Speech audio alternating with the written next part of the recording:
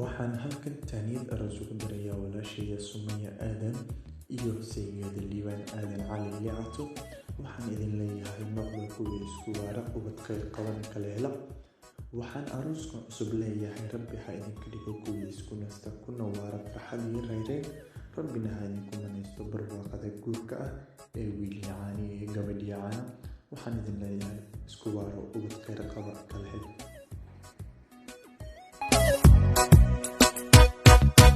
laba aynigood iska eegtayo iska amina ammaan mudane inta cashaqo isku ooyayo is-ilaashada ammaan mudane axdigay dhigteen u adkaystayo aroos gala ammaan mudane